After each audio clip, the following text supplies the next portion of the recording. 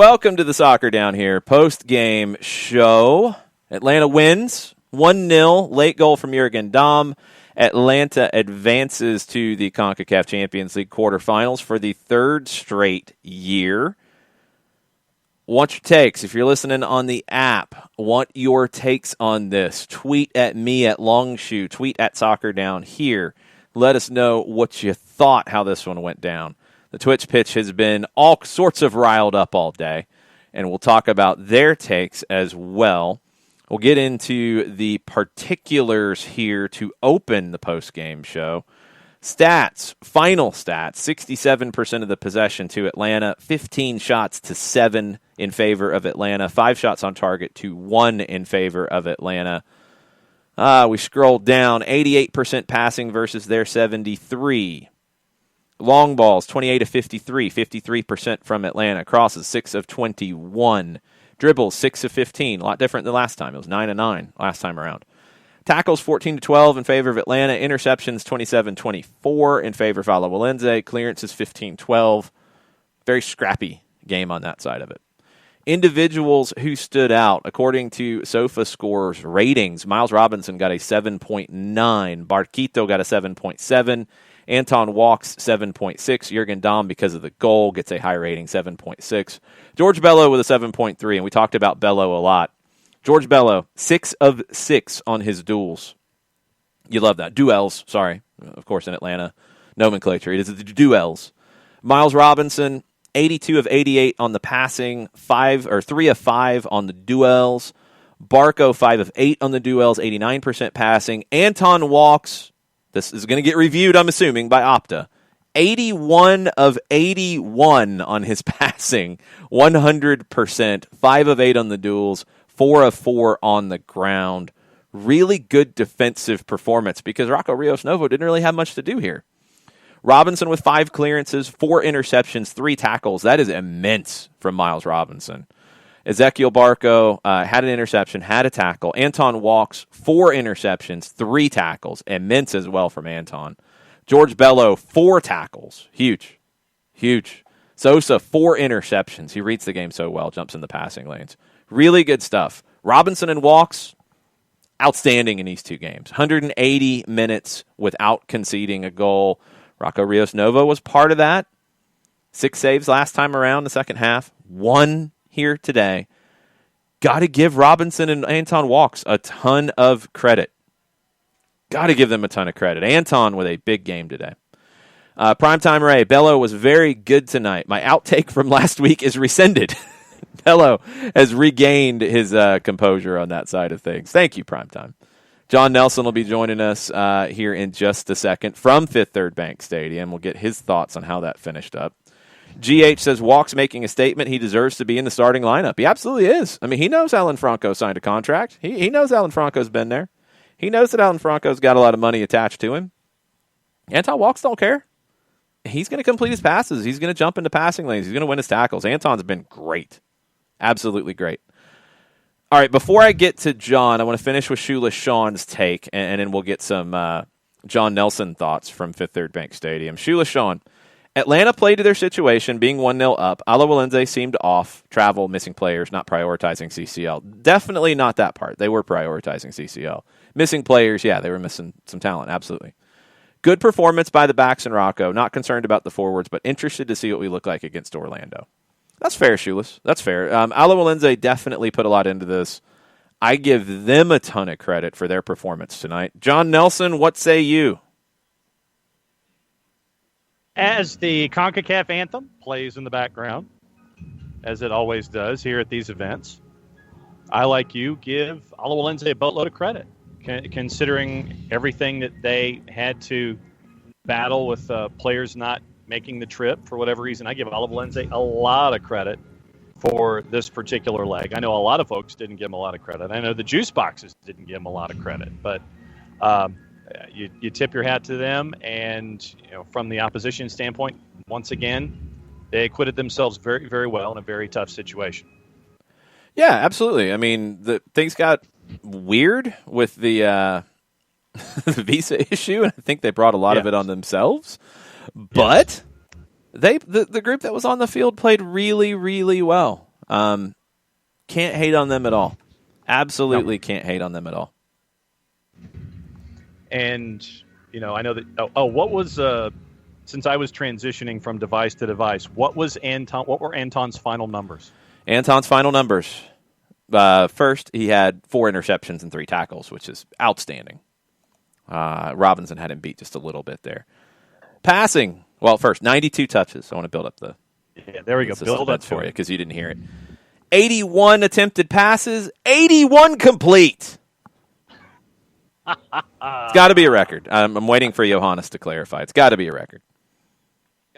Yeah, and I honestly, can you think of a number that high in any contest off the top of your head? I'd have to go back to the Chicago game in 2017 where they had the early red card and you had like 80% of the ball and completed some stupid number of passes, like near 1,000 or something. I don't know if anybody was 81 of 81, though. I think the percentage being 100% being that many attempts is pretty wild. Okay, a couple of thoughts on the Twitch pitch as they start to fly in here. Shiva said if it's going to take Joseph time to pick up his game, someone needs to score goals. Yes, and Lisandro Lopez hasn't looked all that convincing yet either. Does this mean it's time for Cubo Torres? Does this mean it might be time for Jackson Conway? Does this mean it might be time for Eric Lopez? What do you think about the front forward situation? Well, I mean, I look at it and I think that Gabriel Heinze is going to be monitoring all of those names on a daily basis at practice. I still think that there's, we talked about it at halftime, that there's a difference between, being match fit and just match aware or whatever, match sharp, as was the terminology that we were using. I think that Joseph is still getting into match sharpness, and the point was made on the Twitch pitch about knee injuries and the first 12 months and the second 12 months. And so I think that, that's a part of it too. It's not primary, but I think it's also a part of it too. I think that Joseph is growing into what everyone wants him to be out there. But I think that it's going to take time. I don't think that, I think you start Joseph on the weekend, but once again, I think that if he is good for giving you 60, you start him. If he's not, then you flip your script and you start, Lisandro Lopez, or you start someone else up top. So I think it's just a situation that you're going to have to continue to monitor going forward when it comes to what's going on up top. Nick Alifi's hot take of the night. Joseph isn't far away, but he ain't ready. Not starting him in Orlando. Okay. I would tend to starting him. I think I would go to start him. Yeah. But I'm going to think about it. I mean, because it hasn't been great from him. It hasn't been great from Lisandro. I'm going to really go to training and say, yo, Eric, Kubo, Jackson, make this decision more difficult for me. I'll have to see where that goes. Jason Nix. Yeah, right there with you. Dom didn't have a great night up until the goal. Do we expect more of him than he can give? Always seems to leave you wanting more from him. No, we should have expectations of him. He's a good player. He's a talented player. Yeah. He has not been in the mix early on as much, which has been surprising. Today was okay. I mean, the goal doesn't change it for me. I mean, it changes his rating when it comes to a SOFA score because he gets a goal, but he was all right. He had a good ball back across that Moreno missed. That was good work from Dom. I thought he got better as his time on the field increased. That's a good sign. I'll take that. Yeah, I take that. I'm right there with you.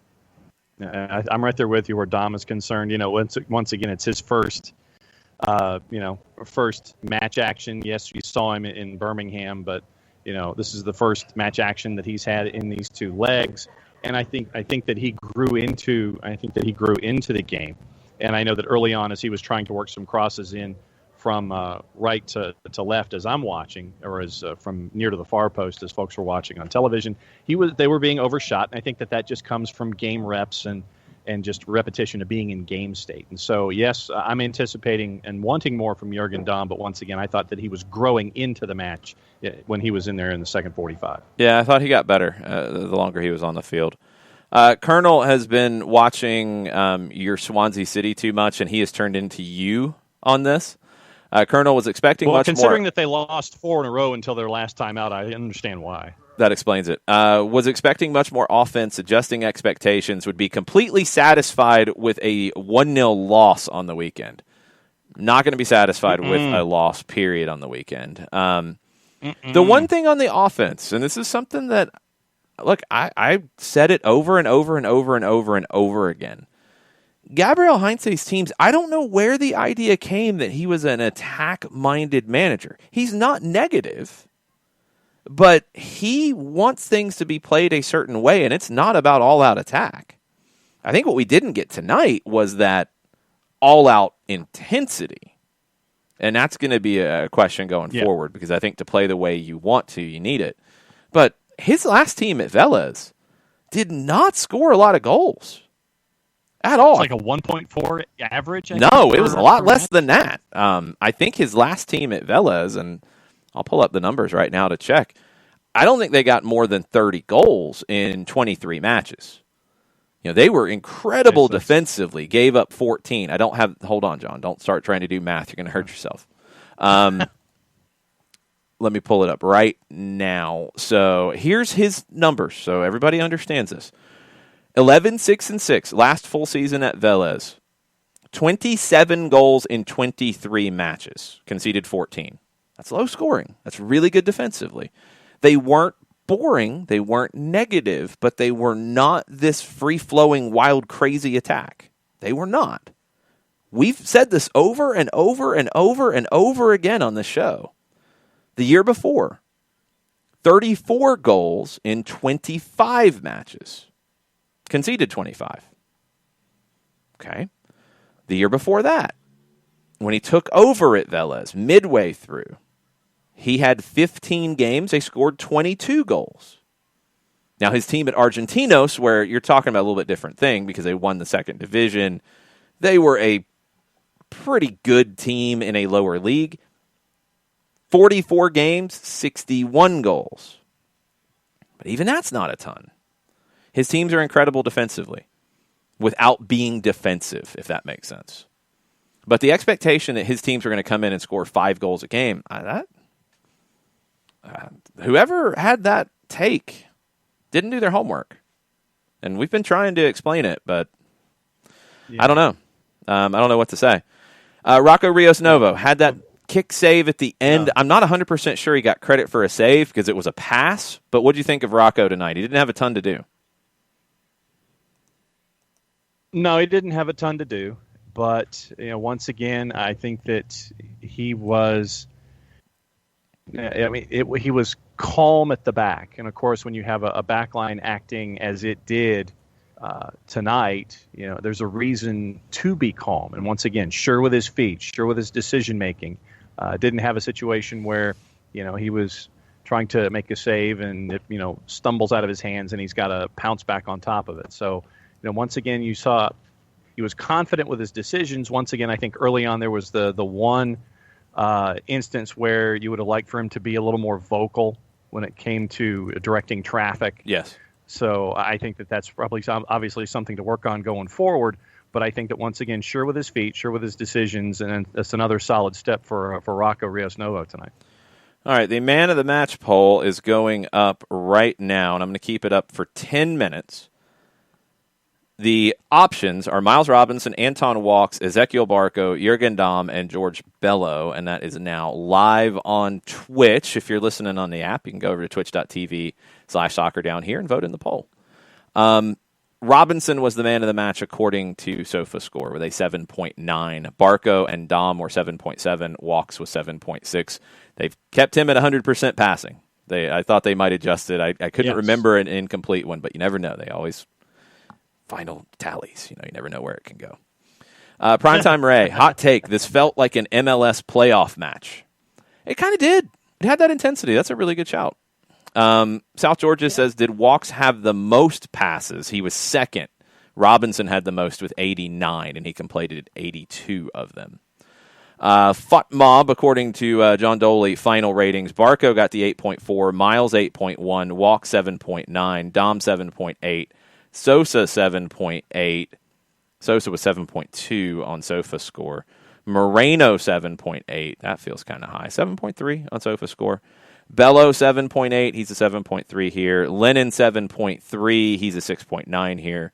Fatmob is about 0.4 to 0.5 higher than anybody else. Interesting. 5-0 in first 5 CONCACAF Champions League home legs. Is that the MLS best ever mark? David C3P asks. It's probably that. That's another one that I'll have to get Johannes on and see if that's accurate. I think it is. I'd be surprised if it's not. Question, and this is, John, I want your take on it. Is there a world where Franco, Walks, and Miles are on the field at the same time in a back three? Let's see. Franco, because Franco. All right, so are you trying to do math? Don't hurt yourself. I'm just trying to apply your theory of making sure that you have one more at the back than you do attackers. Yeah. But if you have Santi up there, then I think it pretty much takes care of it. So I think it's. There might be a substitution situation. No, I think you're misthinking this one. I blame Steve Craig's DJing skills for that. You were under the sound the whole time. Yeah, I think you could. If you're playing a team, and let's take Philadelphia, for example. If you see them in the next round of this, they're going to play 2 up top. You know that. Yeah. One of the things we saw about the midfield today was Ibarra kind of struggled in that situation. You could go with 3 center backs in Robinson, Franco, and Walks, and have Sosa as one of the central midfielders paired up with Heinemann. So I could absolutely see that. And with Walks' performances, I'd be fine with that. It's not taking Sosa out. It's taking Ibarra out, and Sosa then can be a guy who drops in and changes things around if the game changes. So I'm good with that. Okay, yeah, absolutely. Definitely. I could see something like that, and that one's that'll be fun for the opposition to try to go through that, considering what we've seen from Anton Walks, who's making it a very difficult decision to determine what your starting lineup is going to look like so far, but that's what you want if you're Gabriel Heinze. You want that kind of competition. You want that kind of depth because of all of the games and all the different competitions you're going to be playing, the integration of Alan Franco. If it takes a little longer than instantaneous, then you've got somebody who's already been there for the first couple of matches in Anton Walks. And so it's a good problem to have, let's put it that way. A lot of shouts for Jackson Conway, for Eric Lopez. Carlos says, doesn't seem like the team is providing chances for the striker, in Carlos's opinion. Chances created in this one, and I don't know if all of these are for the striker, so it's not exactly playing off of what Carlos said. Barco created 4, Lennon created 3, Dom created 2, Robinson created 2, Moreno created 1. So doing quick math, that's 5. That's 12 chances created. That's good. Not all those are for the striker, but that's pretty good. A lot of those were in the second half when Barco moved in centrally, which I think we see works for this group a little bit better. Let's see what else we got. Oh, take on Twitter from our friend Michael Valverde. Not great in the final third, but Barco really impressed. He was very aggressive and showed a delicate touch on outlet passes, too. He's got a goal and an assist in 2 games and a lot of shots on goal. He says that I am right. This is going to be Barco's year. There's a lot of people saying that. I really think it can be. I think centrally in the way this team plays, Barco can shine. I think it's a really good setup for him. What do you think, John? No, I think you're absolutely right. And I think that you saw tonight there were instances where the governor was out of the golf cart for Barco, and there was just he would end up with a pass that would spring him, and you would just see the speed and the opportunity would be there for Barco either to take it on net for himself or pass it off and try to create chances that way. No, I think that and when you asked me the question about Barco and Joseph at the half, and I answered Joseph, I was specifically thinking about the season on the whole. I wasn't specifically. But no. You're misunderstanding me. It's not about that. When I'm talking about whose team it is, Joseph isn't creating a bunch of things, and this goes back to that whole idea. The forward in most setups, and Joseph's going to be a little bit more involved in the build-up play, but he's not going to have the touches that Barco does. It's not his team because he's got to have other people set him up. True. Barco's got to be that guy. Yeah. This is why Pep Guardiola wants to play 10 midfielders at all times, because those are the guys that you want on the ball. Those are the guys who it is their team. And when you look at a lot of teams in that way, I mean, Messi's not playing as the number 9 all the time, but Barcelona is his team. I would say that when everything is flying for Manchester City, it's Kevin De Bruyne's team, even when he's not playing up top. I think Joseph is going to be the figurehead, but in terms of whose team it is, for this team to be as good as it can be, I think it's Ezequiel Barcos. Yeah. Yeah, and I mean, I'm looking at it also. I was looking at it also from the emotional figurehead perspective. That's where I was going with. Yeah, but we're talking on the field, and that's what you got to see more of. Tesco says, "I see flashes of what they want to do, so I'm not too worried about goals, but they need reps. Absolutely need reps. You got to get games. Just got to keep playing."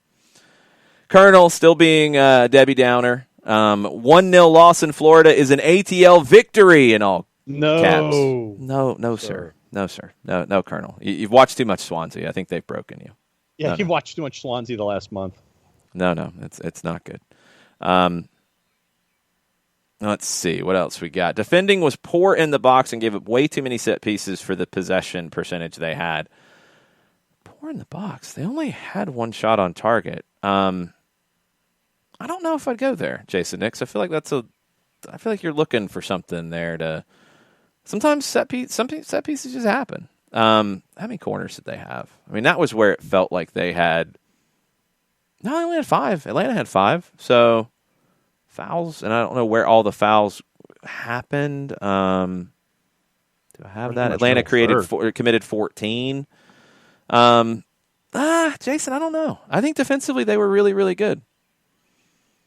Yeah, I mean, right now the back line is the least of my concerns, considering what we've seen in the first 2 matches. I mean, you saw, and you talked about Bello during the conversation in the match, and you could tell, the last 20, 25 minutes that Bello really he was trying to push through a wall. But he did. And he did, absolutely. He 100% did. He was locked in, and there were a couple of chances that Alajuelense was trying to get inside the area late, and Bello was there to help defend. And then there was the one interception late where he started the transition the other way, and he's fully engaged, and he's going from one end of the field to the other trying to get things going offensively. So I give Bello a lot of credit for pushing through that wall tonight. Yeah, good stuff. Joe Boss said, you have said it, Jason, about the scoring from Heinze's teams, but we ain't hearing 1.1 goals a game. Yeah, that's true, but you got to build, and you've got to get the defensive part right first. And look, this is not why people were down on Frank de Boer, but it was something that people cited as why they were down on Frank de Boer. People were down on Frank de Boer because the English media told them to be down on Frank de Boer. That was a huge part of this. The Italian media, too. That was a negative perception coming in. But the thing a lot of people said was too defensive. This is defensive in a different way, but you have to get that part right. If you try to just get into shootouts with teams, you're going to lose more than if you build this way. You just will. It's just the way teams are built. Pep Guardiola spends a lot of time defensively. Marcelo Bielsa spends a lot of time defensively. I want them to defend higher up the field, and maybe they didn't have the legs for it today. Maybe they were just a little tentative because of the match situation. These are things that we will see, but we need to see it more. So when you create 12 chances, pretty much from the run of play with the ball, that's pretty good. You need to create some of those ugly chances when you force a turnover on the edge of the final third and then immediately go to goal. You need some of those lumped in as well. Barco wins the man of the match poll here at SDH with 18 votes, 60% of the vote. Walks was second with 27%. Ezequiel Barco is the official Soccer Down here man of the match. We don't have anything to give him, but good job. Except a high and hearty handshake and a wave hello. Yes, but you can't do that right now because of protocol, so you just have to have the wave hello.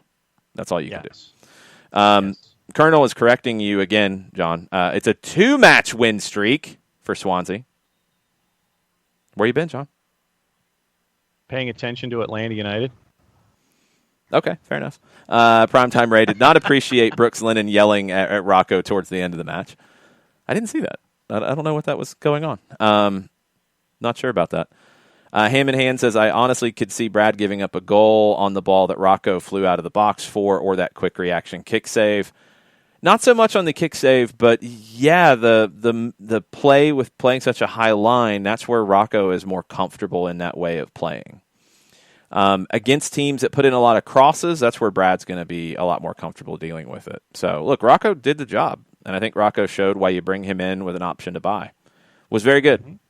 Very, very good. Tesco wants to call him Rocco Rios. No.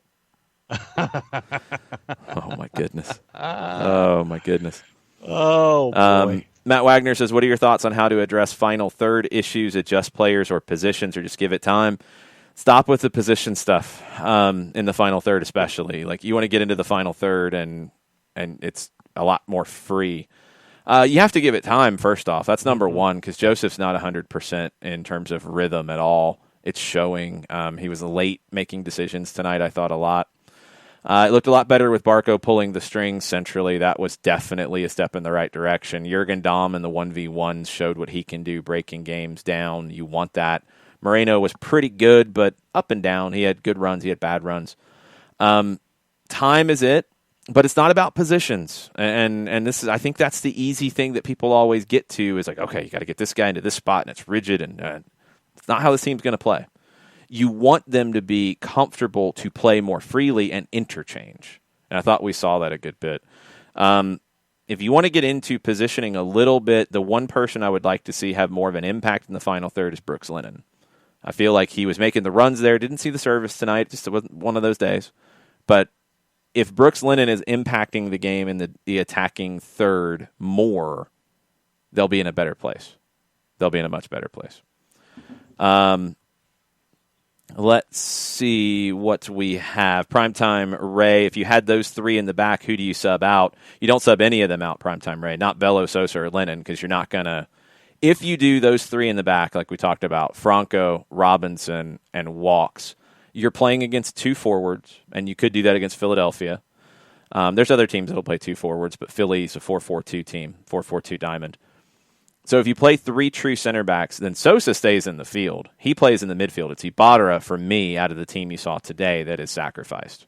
And it's Sosa and Heinemann playing in the midfield in a 3-4-3 shape. You're not going to pull one of your wing backs because, in that shape, Walks can do it, but you want Bello and Lennon to get forward and be involved going forward. Jason Nick says, you sound better right now than usually at Office HD. I don't think you know how to work a microphone in your normal studio setup, John. Well, it could be that.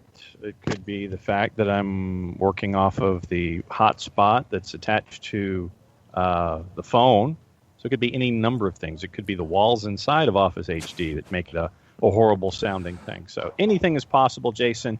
I'll just go with choice D, all the above, and agree with you. Basically, I'm going to go with operator error. Operator error code 404. Yes. Or 770, depending on where you are. Thank you. Primetime Ray, what rating do you give the team tonight? I'm going with a solid 7. I will, out of 10, defensively they were really, really good. Offensively they were a little challenged, but not bad. It's hard to go less than 7. I kind of like the 7. Yeah, I'll agree with that. I kind of like the 7. Ricky went with a 6. Yeah, I would have said a 7. Of course, I didn't know if we were going with the standard scale or a South Georgia scale. So No. South Georgia scales on that one. That gets a little confusing. Sorry, South Georgia United. Sorry, Heinley. So 7 out of 10 for me tonight, yes. Carlos says Barco appears more energetic, active in these first games. He understands the situation. He's got a lot riding on this season. So, Barco's up for it. He looks good. And I think he's looked like this at times, just not consistently. And you need consistency. 2 games in, 2 good performances from Ezequiel Barco, so I'm okay with that. Ricky, I'm with you. Glad we have 2 games before Philadelphia or Saprissa. It's good. It is Joseph's team emotionally, Ricky, and I agree with that. When I was saying that, and that's the conversation we were having earlier, it's about when it's whose team is it, I'm looking at who's going to be on the ball a lot, who's going to be the one to unbalance the opposition, those sorts of things. So it's Barco for that for me. Yes, Thomas, that's what I said, that Barco was not passing that to Dom. He was rounding the keeper, and Dom was able to take advantage of a heavy touch that Barco would have got to and beat the keeper with. But Barco was very generous. He was very giving this evening, and he let very let generous Jürgen have that. Ezequiel Barco. Yes. Barco created more in the second half, but again, Matt Wagner, no. Then this is okay. Sorry, Matt. I'm not picking on you. I want this to be understood. In terms of positioning, we talked about it at halftime. There's a very important reason why Franco Ibarra got the start, and we talked about it this morning because Jarrett asked the question. You did not know how Alajuelense was actually going to line up tonight. You will always have 3 center backs to their 2 forwards if they play 2 forwards. They've always played 2 forwards. They didn't have 2 forwards today. Were they going to keep their shape and play somebody in a different position, or were they going to play to the players they have? They ultimately played to the players they have. They played Montenegro up top by himself. But you needed to have a lineup that could account for both. So Sosa being there, he could become the 3rd center back if you needed to. You needed Ibarra, who is the most defensive of the other central midfielders that were available, in case Sosa had to become a center back. You saw once you got to halftime and you realized you don't need to worry about 2 forwards. They're only playing 1. You could then sacrifice Ibarra and you could move pieces around. So Ibarra playing today, that meant Barco had to go out wide. That is about today. That is not about the future. Ultimately, I think what we saw in the second half is the way we'll see this team play, with Barco centrally. But, again, defense first in terms of creating the shape. You have to make sure you're covered. And they were.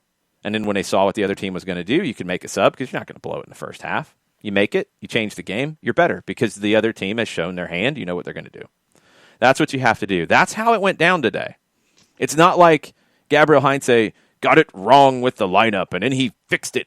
No, he had to cover it here because Alajuelense's played 4-4-2 like since 1973, I think. Yeah. Allegedly. But they didn't have 3 forwards today. So if they were going to play a second forward, it would have been somebody playing out of position. You've got to account for that just in case. And they did, and when they realized at halftime they didn't need it, they could make the change, and that's why it changed. So that's my thought on it. I'm sure plenty of other people will tell me I'm wrong, so that's okay. Primetime Ray, Joseph is the soul, Barco is the engine. I like that. Yeah, I like that. I like that. Thomas Schwinn, not pooping on this performance. It's a tournament. No such thing as a bad win. Agree. Let's see. Primetime Ray, Sosa feels like the captain, small C. I would agree with that. He is a leader in this group. Burned, Joseph not making the runs he used to make under Tata prevents the final third from opening up more, and the wingers just did not play it right. Weren't they supposed to stay wide and the fullbacks underlap? It's not that simple, Burned. It's not like that always happens. You weren't in sync tonight until later in the game where if the winger stays wide and then Lennon comes inside, for example, or if the winger comes inside, then the outside back stays wide. It wasn't that sharp in that. And that's something this team's got to be better at to make everything work. Joseph is not just going to stay up high and just stand there and then wait for the ball. He's going to get involved in the build-up because one of the things that Heinze wants is he wants Joseph to arrive for the shot as opposed to wait for the shot. So you want to make that play in the deeper in the build-up and then make the run to arrive for the ball. Biggest thing for me for Joseph is his reactions were a little slow. So that's got to get better.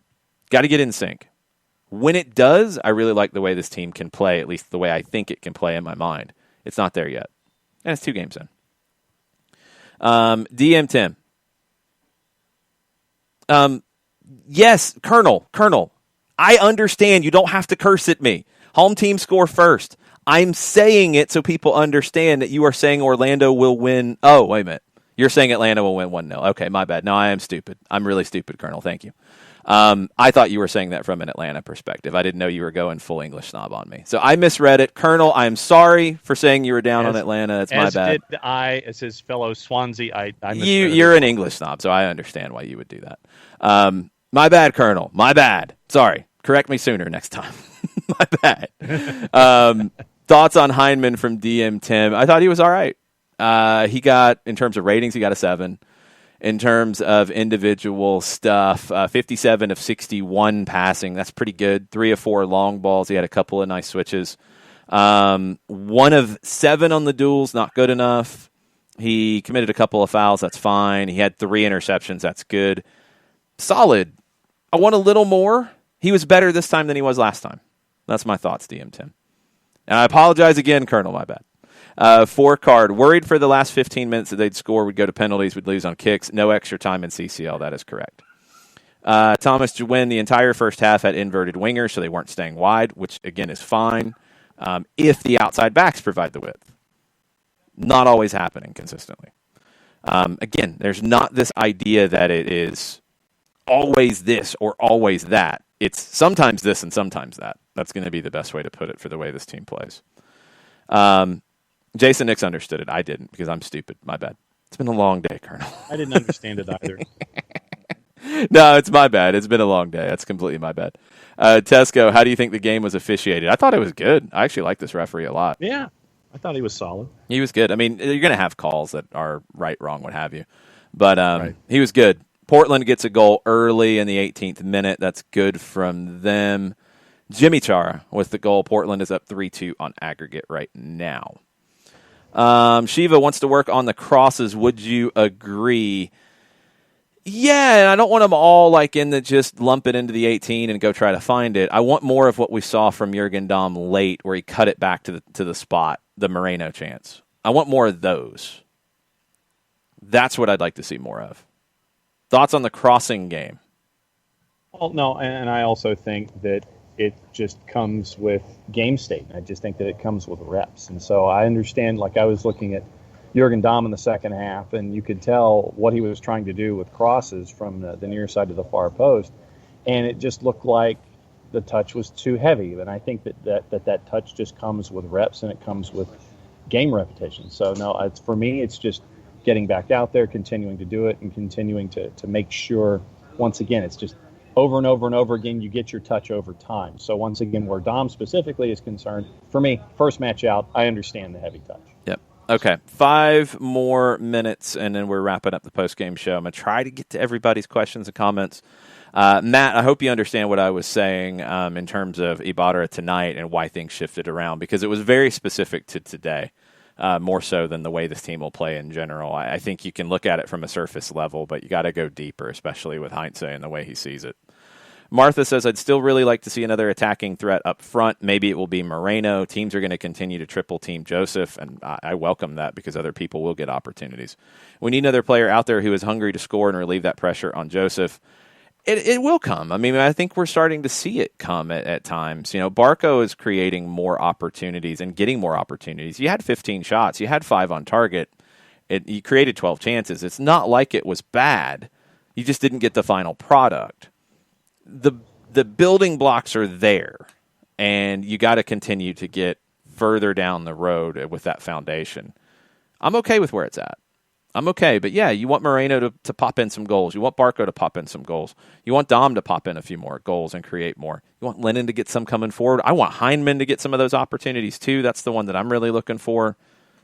More of that front 5 varied up a little bit. I think it'll get there. It should. If it doesn't, I think you'll see some changes to personnel. Yeah.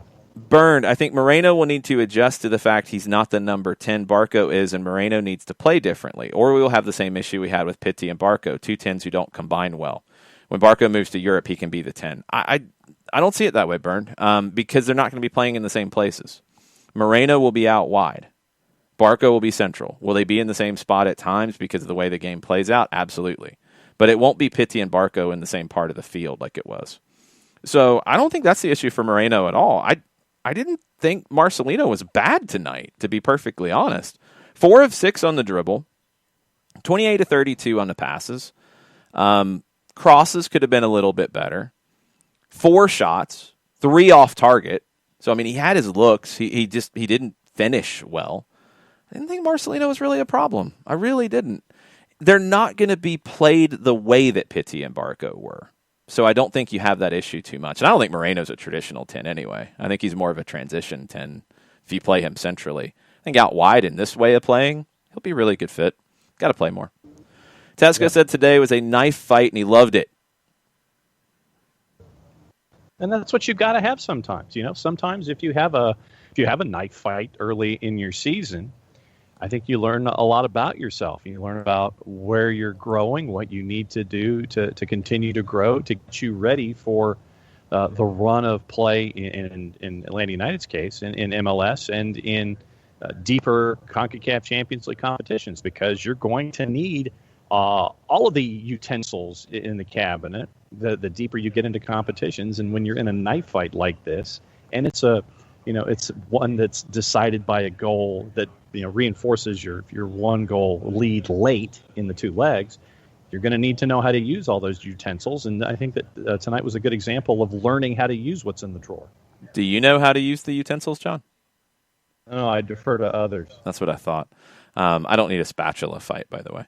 Matt says, what lineup decisions might make sense based on what we know about Orlando this year? And we don't know much because they haven't played yet. I think Pareja, we know he'll generally play a 4-2-3-1. So I think you'll see more of what we saw in the second half, that kind of idea. Could the personnel change based off sharpness, fitness? Absolutely. But I think you'll see it play more like we did in the second half, with a line of four, with Sosa, who can drop in between when needed to build up play, but sitting in front of the back line. Barco and Heinemann ideally in front of him. Two wingers, one forward. I think it'll look like the second half a lot more. In terms of the individuals, a lot of it's going to depend on how they recover from this and how Heinze is seeing other guys in training.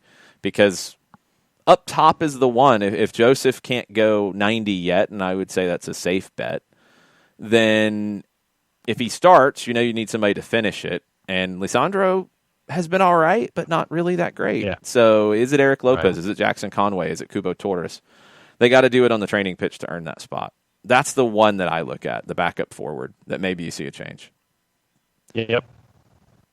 Right there with you 100%. Abby, that's going to be looked on a day-by-day basis. Abby, who was on site, said Joseph was looking tentative. Many crosses, no one there. Lennon was phenomenal. Barco, lots of instruction from Heinze. Yeah, because I think Heinze's trying to get Barco to play a little differently. And so far, so good. I'm okay with it. I like the instruction. I'm good with it.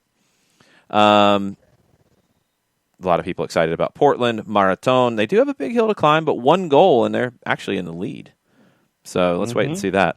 Primetime Ray, I can see the potential in the way Heinze wants to play with our talent up top. I can see great things happening this year. I agree. I think we are seeing the building blocks. Not quite there yet.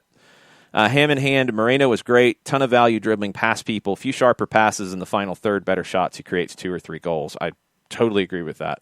Need better from him in those moments, but I think he was good tonight. You just want him to be better. I'll take that. Colonel. Okay, good. Thank you. So now that we got who wins sorted, given tonight's disappointing performance, which we do still disagree on, by the way, we good with a 1-0 Atlanta win on the weekend. Yeah, we're good with a win, period. Yeah. Period. We're good with a win.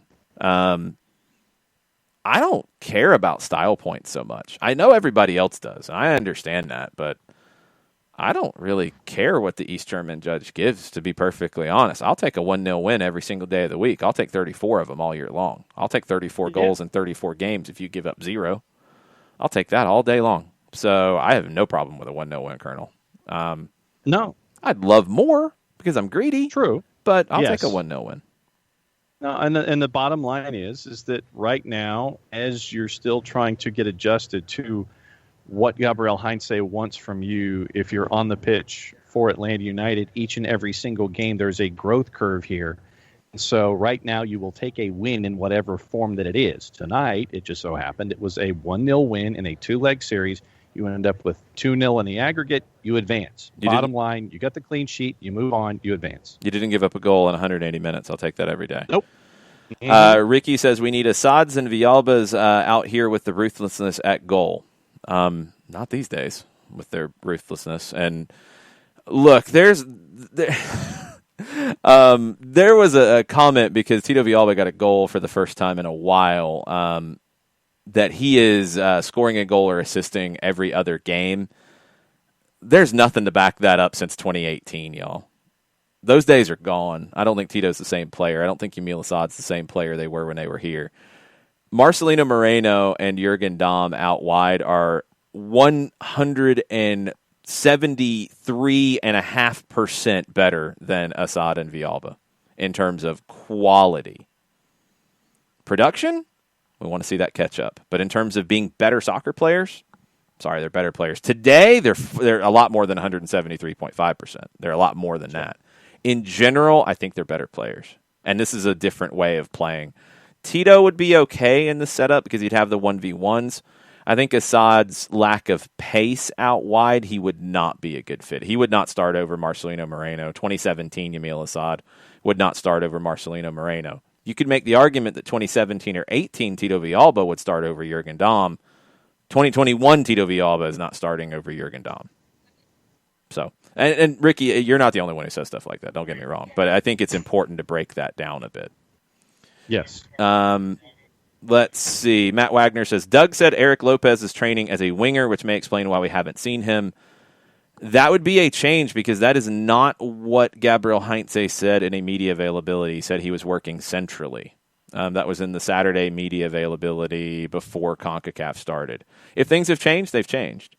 But that was the opposite of what was said at that time. They said he wasn't working out wide. So, okay, final ones before we go. Oh, yeah, sorry, Bernd. Again, I'm not doing math. It's been a long day. Marathon would not be in the lead with a goal. That's right, because Portland's got 2 away goals. I'm mixing everything up tonight. I suck. I'm sorry. Let's see. Yeah, thank you guys for doing my math for me. Win 3 points. It literally doesn't matter if it's 13-0 or 1-0. Thank you, Sheila Sean. That is true. Ricky Ricardo doesn't want to be 2016 Colorado. No, it's not. It's No. Even if you don't score a ton of goals in this team, you're not going to play in a way that is as defensive as that. So, no, I don't think it'll play that way. Yes, I predicted 34 wins for Atlanta in 2021. Colonel, you are dead on. Jason Nix, I will not stand for this Tito slander. Get me a time machine, Jason Nix, please. Yeah. And difference between Tito today and Tito then is different. You know, I'm sorry. Get me a time machine, and also get me a goodbye message when he got the move that he wanted. 5-stripe stunner. I will not stand the Yamil slander. Yamil made a bad decision not coming back here. Now, Yamil's a better player right now than Tito Villalba is. I'm sorry, but Yamil made a bad decision not coming back here. Going to DC was okay. Yamil wanted to play. He thought Barco was going to get his playing time, which he would have. Okay, you go to DC, and then whatever happened with him not getting a permanent deal to DC and missing a whole year of playing, and Gabriel Heinze not rating him and not playing him, keep that in mind. You're better now than you were then. Sorry. Let's see. Yeah. They're packing up tables, if that gives you any hints. So you should leave, basically, is what you're saying. Well, who else? What else is there left on the Twitch pitch? I'm down to the last ones. Portland isn't breaking in a new manager and system. Pretty big difference here. Saying ATL UTD1 was saying Portland's making it look easy compared to Atlanta. Portland's also playing a weaker team, a much weaker team. Marathon is not Alajuelense. No. 100% true. Ricky, there you go. Ricky wants the mentality more than those individuals. And okay, yes. I think you'll get that with Marcelino. Jurgen is more of a creator, not going to goal as much. Marcelino likes to go to goal. So I think Marcelino will be fine in that situation. Timid today, ATL UTD1, a little bit. You were also 1-0 up versus 2-2 for Portland, even though they had the away goals. That changes it a little bit. You know, maybe you were focused on getting the defensive shape and getting the defensive rotations right today. That'd be something for Gabriel Heinze to talk about. It's okay. It's okay. I'm not worried after today. Not worried about it. Gustavo said this Atlanta United team is unlike any of Heinze because it has a lot of pause and the players rotate little, but these are just 2 games. I thought the rotation was good in game 1. I thought today they weren't pressing up high enough, which creates some of the rotation. Second half, you saw more of the movement off the ball. You just got to continue to work on it. I think they got a little tight today because of the situation. Final thoughts, John. once again, clean sheet. He didn't give up a goal in 180 minutes. Not all those 180 minutes were with Brad Gazan in net. I think that speaks a lot to Rocco Rios Nova. You've got some building blocks here that we've seen from Atlanta United in these first two legs. Bottom line is, you win, you've advanced, you get the winner of Philadelphia and Saprissa, but you also are getting ready for Orlando. So this is when the busy time picks up, and it's a good busy. And shout out to the 15s that were here, to the 17s that were here. The 15s. Yeah, I know. I'm a couple of years, but 1,500 of the 17s that were here tonight. And actually, I will say this. There were some Alajuelense fans who actually made the trip. And if they were domestic or if they came from Costa Rica, shout out to the 25 or 30 of you that were over in sections 129 and 130. Great to see Alajuelense fans here tonight. Still couldn't read the numbers off the back of your jerseys that you had. Oh, they were okay. Players. Really? But the fans were wearing the dark black on the first leg. Yeah, forget with, this. So they were showing their support for the Alajuelense fans. Shout out for them for making the trip in whatever form it was. But 2-1-0 wins. You advance. You're playing Philadelphia or Saprissa. Let's get to work and build from what we've seen in these first two matches. Those were not bad. Michelle Notalab is yelling at us for talking about English snobs. Oh, well, John's one of you, Michelle. He is one of you. And I explained that you give me grief for my viewing habits that are Premier League, Championship, League One, and League Two as the ones that are first in my queue without any variety whatsoever. I also give you grief because of the Daily Mail love. Just how journalistically accurate it is? Just everything is from the Daily Mail. There's like no other piece that exists. Well, the Daily Telegraph's behind a pay window, so you really can't get a whole lot from that. Try AS out of Spain. I know it's crazy. It's in Spain, but it's pretty good. It's pretty good.